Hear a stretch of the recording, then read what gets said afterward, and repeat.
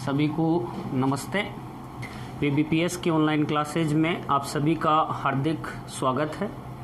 Dear student, हम बात कर रहे थे प्लांट फिजियोलॉजी की, और प्लांट फिजियोलॉजी में अपना जो अगला टॉपिक है वो है पादपों में जल अवशोषण व रसारोहण की आज अपन बात करेंगे।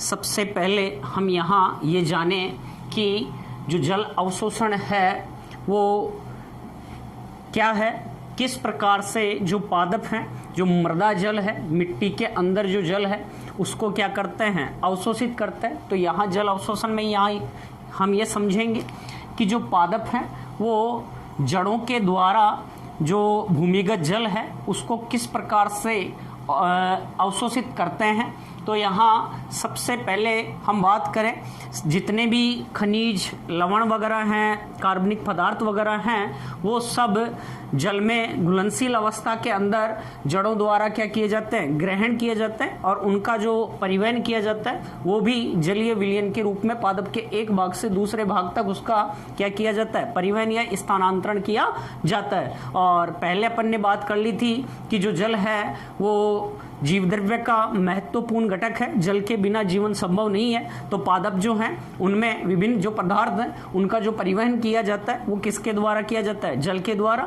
और जो खनिज तत्व वगैरह है मिट्टी में उनका जो अवशोषण होगा वो जल के द्वारा किया जाएगा। कार्बनिक पदार्थों का अवशोषण, जो गैसेज हैं उनका जो परिवहन होगा वो सब किसके द्वारा, जलीय जो माध्यम है उसके द्वारा ही संपन्न होता है। तो सबसे पहले तो हम यहाँ समझें, जो पादप हैं वो भूमिगत जल को क्या करते हैं, अवशोषित करते हैं। और हम यहाँ बात कर रहे हैं होलार्ड क्या है, केसार्ड क्या है, इकार्ड क्या है।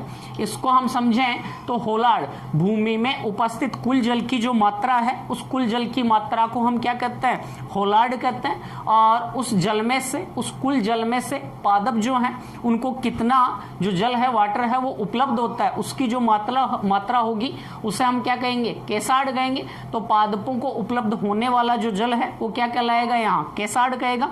और जिस जल को पादप ग्रहण नहीं कर सकते, जो जल पादपों को उपलब्ध नहीं हो पाता है भूमि में, उस जल की मात्रा को हम क्या कहेंगे, इकार्ड कहेंगे। तो पादपों को जल उपलब्ध जो नहीं होगा उस जल की जो मात्रा है वो क्या कहलाएगी, यहाँ इकार्ड कहलाएगी।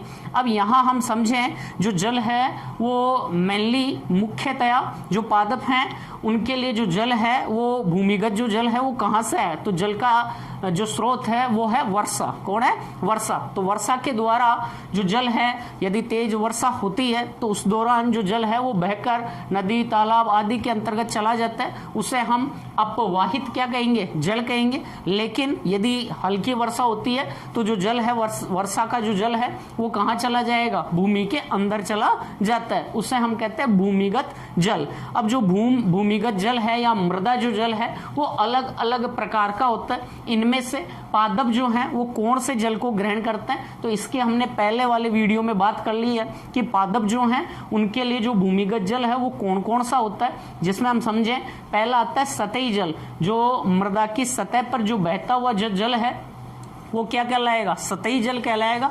और ये जो सतही जल है ये पादपों को क्या नहीं हो पाता, उपलब्ध नहीं हो पाता है। दूसरा यहाँ हम जल की बात कर रहे हैं वो है केशिका जल। मेनली जो पादप हैं वो केशिका जल को क्या करते हैं, यहाँ ग्रहण करते हैं। जो मिट्टी के कण हैं, मृदा के जो कण होते हैं, इन मृदा के कणों के बीच में ये जो जल है, मृदा कणों के बीच में ये मिट्टी के क्या है, कण है, मृदा कणों के बीच में जो जल की मात्रा है, इस जल को हम क्या कहते हैं, केशिका जल। और इस जल को ही जो पादप हैं वो क्या करते हैं, ग्रहण करते हैं। नेक्स्ट हम बात करें, थर्ड आता है आर्द्र जल। कौन सा है यहाँ, आर्द्र जल।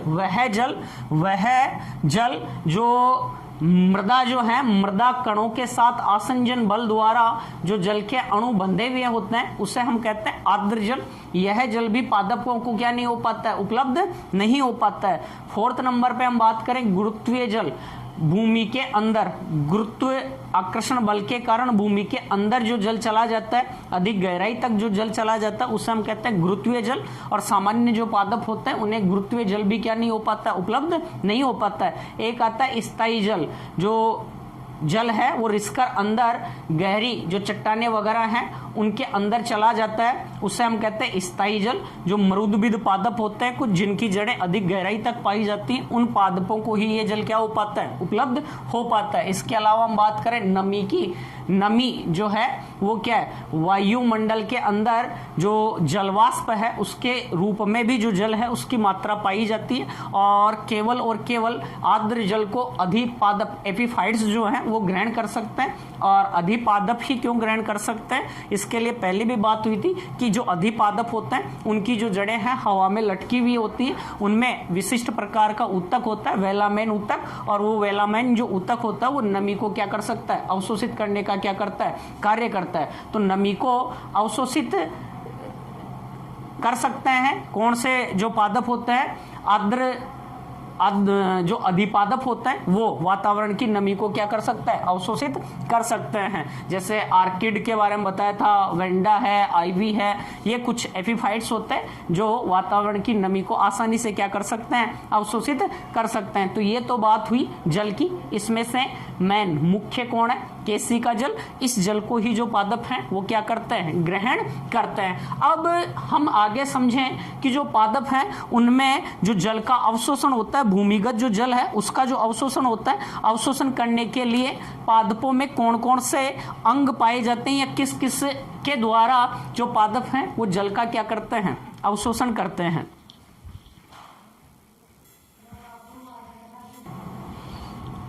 यहां हम देखें पादपों में जल को अवशोषित करने के लिए कौन कौन से अंग पाए जाते हैं। तो सबसे पहले यहाँ जैसे शैवाल है, कवक है, जलीय पादप जो होते हैं उनके अंदर जो जल का अवशोषण किया जाता है उसके लिए कोई विशिष्ट संरचना नहीं पाई जाती है। संपूर्ण पौधे की जो कोशिकाएं हैं उनके द्वारा ही जल का यहाँ क्या किया जाता है, अवशोषण किया जाता है। नेक्स्ट हम बात करें ब्रायोफाइट्स जो होता है, ब्रायोफाइट्स में जल अवशोषण करने के लिए जो अंग होता है वो होता है मूलाभास या राइजोइड्स जो हैं उनके द्वारा जल का क्या किया जाता है, अवशोषण किया जाता है। मूल समान संरचनाएं यहाँ इनमें पाई जाती हैं जिन्हें हम राइजोइड्स कहते हैं। इनके द्वारा जल का क्या किया जाता है, अवशोषण किया जाता है। उच्च श्रेणी के हम पादपों की बात करें जैसे टेरिडोफाइट्स है, जिम्नोस्पर्म है, एंजियोस्पर्म है, तो इनमें हम देखें तो इनमें सुविकसित जो मूल तंत्र है, जड़ें हैं वो पाई जाती हैं। इनके द्वारा जल का क्या किया जाता है, अवशोषण किया जाता है। आगे हम समझे यहाँ माइकोराइजा क्या होता है और मूलरोम जो है वो क्या होता है। तो हम बात करें जिम्नोस्पर्म की, किनकी बात करें, जिम्नोस्पर्म की। एक बार स्क्रीनशॉट ले लेना यदि इसको नहीं उतारा है तो जिम्नोस्पर्म की हम बात करें तो जिम्नोस्पर्म जो होते हैं, इन जिम्नोस्पर्म में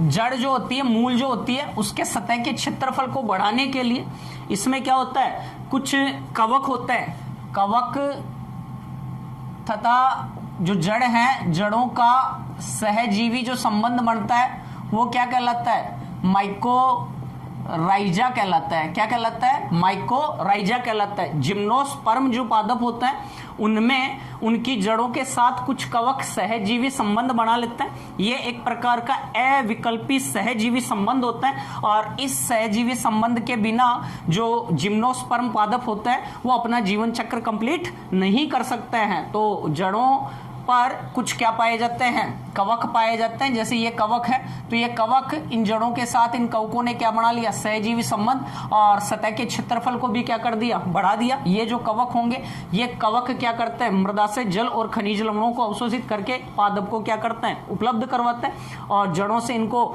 भोज्य पदार्थ मिलते हैं। साथ ही नाइट्रोजन वगैरह की जो पूर्ति होती है वो कवकों को उपलब्ध हो पाती है। तो इस प्रकार से यहाँ जो पादप हैं वो और जो कवक हैं वो दोनों एक दूसरे के साथ मिलकर अपना जीवन चक्र जो है उसको क्या करते हैं, पूरा करते हैं। जैसे हम पाइनस की बात करें तो जो पाइनस है वो बिना कवक के साथ ना तो पाइनस का बीज अंकुरित होगा और ना ही उसका जीवन चक्र कंप्लीट हो सकता है। तो यहाँ हमने बात की किसकी, माइकोराइजा की। तो किसमें, जिम्नोस्पर्म जो होंगे उनमें जो कवक है वो जिम्नोस्पर्म पादपों की जड़ों के साथ सहजीवी संबंध बनाते हैं और उस सहजीवी संबंध को ही हम क्या कहेंगे, माइकोराइजा कहेंगे। नेक्स्ट हम बात करें किसकी, एंजियोस्पर्म। तो एंजियोस्पर्म जो होते हैं इनमें क्या होता है, इनकी जो जड़ें होते हैं इनकी जड़ों पर क्या पाए जाते हैं, सतह के क्षेत्रफल को बढ़ाने के लिए क्या पाए जाते हैं, मूल रोम पाए जाते हैं। और मैनुअली जो जल का अवशोषण किया जाता है वो मूल रोमों द्वारा किया जाता है, और मूल रोमों से इसको अंदर अवशोषित करके जाइलम तक क्या किया जाता है, पहुंचाने का कार्य किया जाता है। अब ये सारा हम समझे किस प्रकार से मूल रोम जो है वो जल का अवशोषण करेंगे। उससे पहले हम यहाँ से ये समझते हैं कि एक जो प्रारूपिक जो रूट होती है, मूल होती है, उसकी जो स्ट्रक्चर होती है, उसकी जो संरचना होती है वो कैसी होती है, और जो मूल है वो किन किन क्षेत्रों से मिलकर यहाँ बनी हुई होती है। तो एक जो प्रारूपिक मूल है उसके मेनली 4 हमें जोन या 4 क्षेत्र हमें नजर आते हैं, जिनमें पहला आता है मूल गोप, या जिसे हम कहते हैं रूट कैप।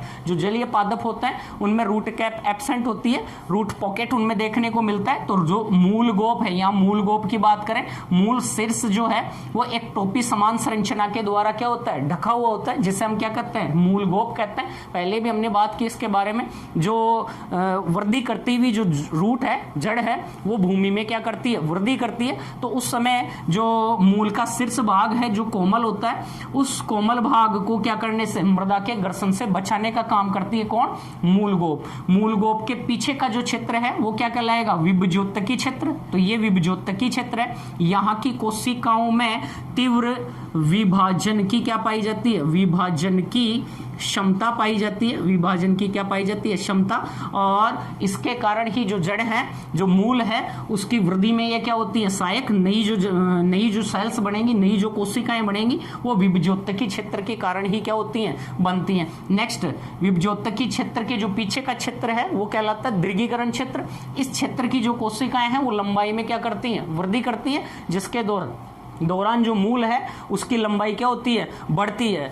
दीर्घीकरण क्षेत्र के पीछे का जो क्षेत्र है वो कहलाता है परिपक्वन क्षेत्र। और जो परिपक्वन क्षेत्र है, उस परिपक्वन क्षेत्र में ही बहुत सारे क्या निकले हुए होते हैं, एक कोशिके क्या निकले हुए होते हैं, मूल रोम निकले हुए होते हैं। तो यहाँ प्रश्न पूछ सकता है जो मूल रोम है वो कौन से क्षेत्र में दिखाई देते हैं। तो मूल रोम जो है वो कौन से क्षेत्र में दिखाई देंगे, परिपक्वन क्षेत्र के अंतर्गत दिखाई देंगे। और ये जो मूल रोम है यही जल का क्या करते हैं, अवशोषण करते हैं, और अवशोषण की सतह का जो क्षेत्रफल उसको क्या कर देते हैं, बढ़ा देते हैं। कई हजारों की संख्या में यहाँ मूल रोम पाए जाते हैं, जिनके द्वारा जलीय अवशोषण की जो सतह का क्षेत्रफल है वो क्या हो जाता है, बढ़ जाता है, ताकि अधिक से अधिक जो जल है उसका क्या किया जा सके, अवशोषण किया जा सके। तो मूल रोम जो है वो कौन से क्षेत्र में देखने को मिलते हैं, हमें परिपक्वन जो क्षेत्र है, परिपक्वन जो जोन है उसमें देखने को मिलते हैं। क्लियर यहाँ पर। नेक्स्ट हम बात करें पादप जो है, उनमें पादपों में जल का जो मार्ग है वो क्या है, जो जल है वो किस प्रकार से जो जाइलम है उस तक पहुंचता है, उस तक स्थानांतरित होता है। तो यहाँ हम ये एक रूट है, एक जड़ है, इसके अनुप्रस्थ काट की हम क्या करते हैं, बात करते हैं। तो एक जो मूल है उसका अनुप्रस्थ काट को हम समझे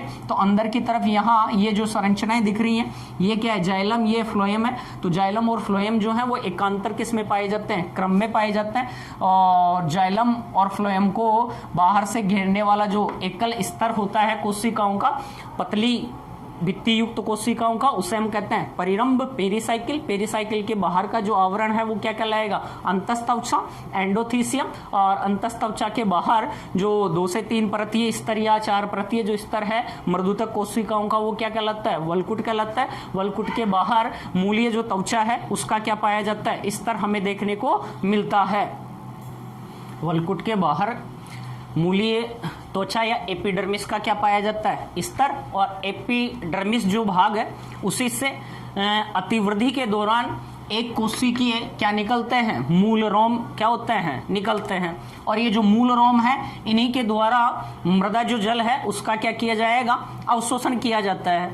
अब यहाँ हम समझें कि जो पादप है, पादपों में मूल रोम से लेकर जड़ के अंदर जाइलम तक की बात करें, यहाँ तक जो जल का प्रवाह होता है वो जो प्रवाह है, इस प्रवाह को हम कहते हैं पार्श्वीय प्रवाह है। क्या कहते हैं, पार्श्वीय प्रवाह। यहाँ तक जो जल है उसके पहुंचने का जो रास्ता है उसे हम क्या कर रहे हैं, पार्श्विक प्रवाह कर रहे हैं। वो किस प्रकार से आता है, तो सबसे पहले यहाँ हम देखें जो मृदा जल है, ये मृदा जल कहाँ, किसके द्वारा ग्रहण किया जाएगा, मूल रोम के द्वारा।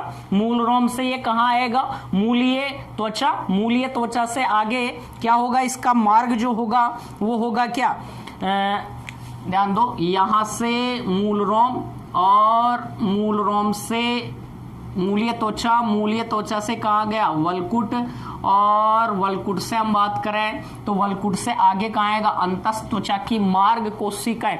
मार्ग कोशिकाओं की बात करें तो मार्ग कोशिकाएं यहाँ क्या है, जो अंतस्थ त्वचा की जो कोशिकाएं हैं, इनकी जो भित्ति होती है, इनकी भित्ति पर सुबेरिन का क्या हो जाता है, जमा हो जाता है, जिसके कारण ये जल के लिए क्या होती हैं, अपारगम्य। यहाँ ये मेटाजाइलम है, ये प्रोटोजाइलम है, ये परिरंभ है, और ये अंतस्थ त्वचा है। तो अंतस्थ त्वचा की प्रोटोजाइलम के सम्मुख की जो कोशिकाएं होती हैं, वो जो कोशिकाएं हैं, इनकी भित्ति पर सुबेरिन का जमाव नहीं हो पाता है, और इन कोशिकाओं को हम मार्ग कोशिकाएं कहते हैं। तो कुछ कोशिकाएं अंतस्थ त्वचा की ऐसी हैं जिनकी भित्तियों पर सुबेरिन का क्या नहीं हुआ, जमाव नहीं हुआ, इन्हें हम कहते हैं मार्ग कोशिकाएं। तो इन मार्ग कोशिकाओं से होता हुआ जो जल है वो आगे कहां तक जाएगा, परिरंभ, और परिरंभ से कहां, प्रोटोजाइलम, और प्रोटोजाइलम से कहां, मेटाजाइलम, और जाइलम जो कोलम है उसके द्वारा पादप के जो वायवीय भाग हैं उन तक जल को क्या कर दिया जाता है, यहां पहुंचा दिया जाता है। तो यहां हम बात करें तो जो जल है, इस जल का जो प्रवाह है ये पार्श्वीय क्या हो रहा है, प्रवाह हो रहा है। जो मृदा जल मूल रोम से लेकर कहां तक पहुंचता है, मेटाजाइलम, या हम बात करें जाइलम जो कोलम है वहां तक जो जल है उसका क्या होता है, स्थानांतरण होता है, या वहां तक जो जल है वो पहुंच जाता है। एक बार मैं इसको साफ कर रहा हूं, कृपया स्क्रीनशॉट ले लें आप। आगे हम देखें इसी में तो जो परिवहन का जो पथ है वो पथ किस प्रकार से है, पथ जो है वो क्या है। परिवहन के पथ की बात करें, किसके, जल के परिवहन की पथ की बात करें तो पार्श्विक प्रवाह है, और यहां से जो मूल रोमों से जो जल है वो जाइलम तक पहुंचता है। उसके 3 पथ हैं या 3 रास्ते हैं, जिसमें एक आता है एपोप्लास्ट पथ, एक यहां है एपोप्लास्ट पथ, दूसरा है सिम्प्लास्ट पथ,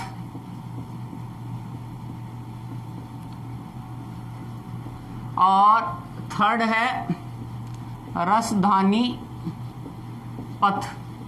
तो यहाँ 3 पथ हैं, 3 रास्ते हैं, जिसमें एक है एपोप्लास्ट, दूसरा है सिम्प्लास्ट, और तीसरा है रसधानी पथ। सबसे पहले हम देखें एपोप्लास्ट पथ की, ये चित्र दिख रहा है आपको, इस डायग्राम में देखें आप। एपोप्लास्ट पथ की हम बात करें तो ये एक प्रकार का निर्जीव क्या है, पथ है, निर्जीव क्या है, पथ है, और इस पथ में बाधा बहुत कम देखने को मिलती है। इस पथ के द्वारा जो जल है उसका परिवहन आसानी से किया जाता है। जैसे यहाँ बात करें, ये एपिडर्मिस की कोशिका है, ये कोटेक्स वलकुट की, ये बाह्य त्वचा की कोशिका है, ये वलकुट की, ये अंतस्थ त्वचा, और ये क्या है, परिरंभ, और ये क्या आ गया, जाइलम। तो यहाँ तक, यहाँ बाहर क्या है, जैसे मूल रोम है, क्या है, मूल रोम। तो जो मूल रोम है उनके द्वारा जो जल है वो ग्रहण किया जाएगा। वो जल ग्रहण करके मूल रोमों से किस प्रकार से, कौन कौन से पथों के द्वारा जाइलम तक पहुंचता है उसकी बात करें।